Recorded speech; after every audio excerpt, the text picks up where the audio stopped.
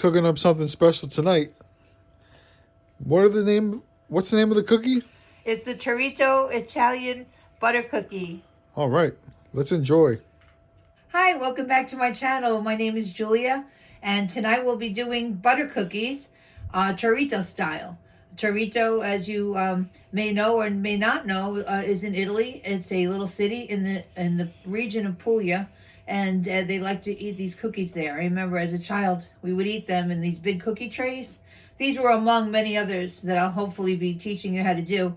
But I want to pass on the recipe, and they have a vanilla extract, and they're very delicious. Okay, so let's begin. The first thing I have is 2.5 cups of sifted flour. And to that, I'm going to add 2 teaspoons of baking powder. And to that, I'm going to add 3/4 of a teaspoon of salt. Let me make sure I have all that salt down. Now you just gently mix. You want it to be incorporated into your flour because you don't want one cookie looking nice and, raised and the other one flat. So you make sure you mix this gently. And it tends to do that pretty quickly.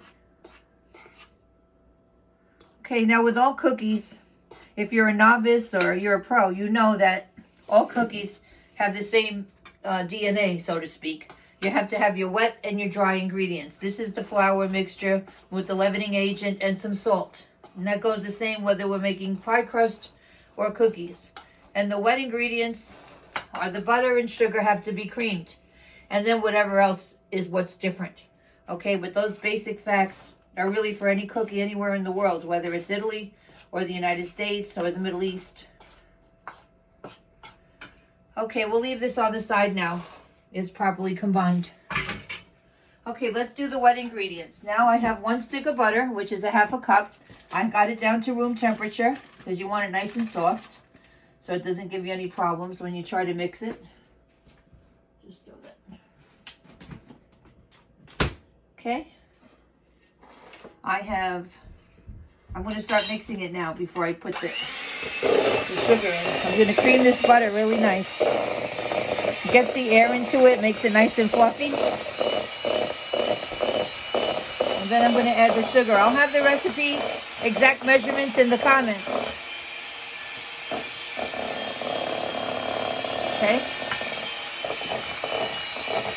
Was that sugar? Yes, that was the sugar.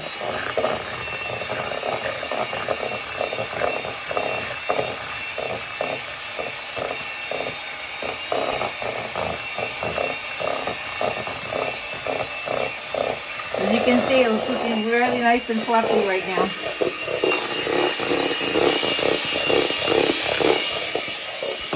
And now we'll begin adding the eggs one at a time. Here's one. I have my little rubber spatula.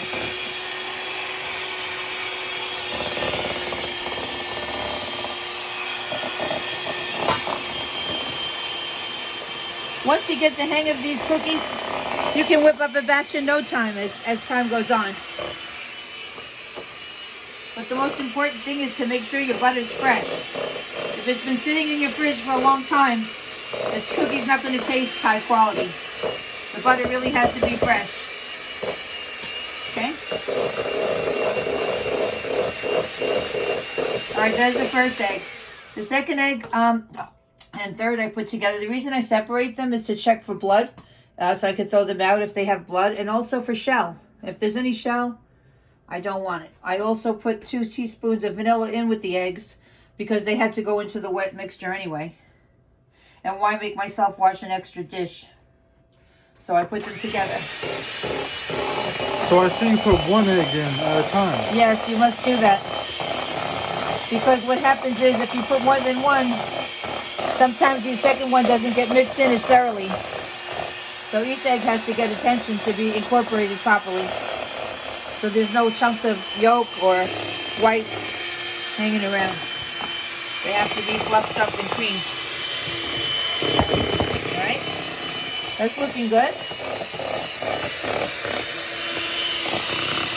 And finally, the last egg with the rest of the vanilla extract. Putting it right in there. Oh, that looks really nice. Very creamy with that third egg. Look at this, it looks like cream. Like ricotta. All right.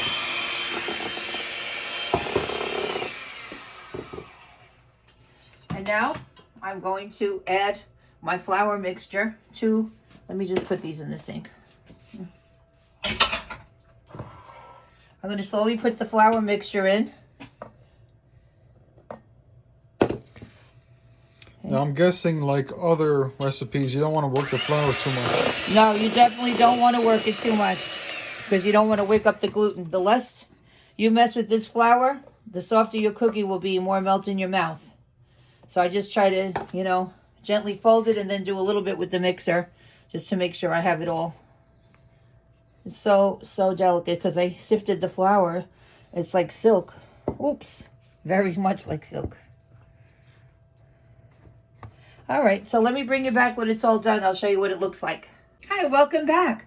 Okay, well, about halfway through after I disconnected from you, I went ahead and stopped the mixer and I did it with my hand because it had to be folded in. And as you can see, the Italian style is very different from American in that they have a very thick batter. You see how sticky and thick this is? It has to be refrigerated for an hour in order to handle it properly, okay? Because right now it's just a big sticky mess. It's like slime. Yeah, exactly like slime. So we're going to come back in an hour and we're going to make those cookies. Hi. Okay, I'm getting ready to cover this and put this in the fridge.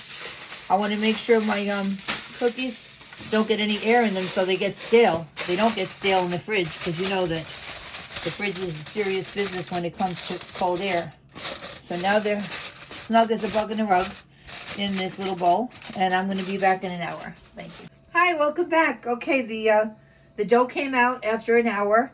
It's not as, you know, it's not as, I don't know, gooey, like slimy as it was when we first began. But it's still, you know, it's a different country, different culture. But I want to tell you that Italian cookies don't spread. So you don't have to worry about, unlike a Toll House cookie where you have to give them a lot of room to spread out. These guys don't spread. So you could actually space them closer together. Okay, so I'm going to finish this and I'll bring you back when they come out of the oven. It takes about 9 minutes. Hi, welcome back. I'd like you to see the cookies. They are red hot. They just came out, but I wanted to show you how they were all comfortably sitting there. They really didn't spread that much. So none of them touched. And the way you know, they still look white on the top, so they're never going to brown. These Italian style cookies don't brown. How you know? You have to pick one up. See that?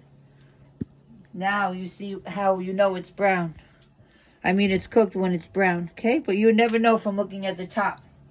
And once it's cooled, I'm gonna put the nonpareils and the sprinkles and the what's that called? The icing, and I'll come back. Hi, welcome back. I wish we had smell-o-vision. These smell so good. It takes me right back to my childhood and the Italian enclave of the ladies praying and celebrating or just meeting together. Just one bite out of these. It smells just like it's amazing. I hope you copy down this recipe and pass it on. Okay, so now I'm going to put I did some confectioner's sugar and I just slowly added teaspoons of milk and I made sure I went like that. You know, I mixed it well. Now I'm going to pour it over like that. And I'm going to... These cookies are so delicate. I feel like my thumb will go right through it if I don't hold it gently. Now I'm going to add some nonpareils on top so that when it dries, the nonpareils will stick. Oh, how lovely. There you go. Maybe a few more. Okay. And that's it. I hope you try this wonderful treat. This treat from who knows how long. This is very old. It has to be hundreds of years old.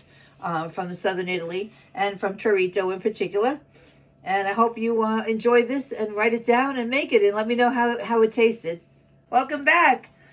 Here I am with my Italian Toritto style Italian cookie, and I'm going to take my bite. I worked very hard for this. Wow. It's like a cloud. Look how light and fluffy that is. Mmm. It just tastes like childhood. It tastes like vanilla and flour and the frosting with the little nonpareils, little globes of flavor. I definitely highly recommend them.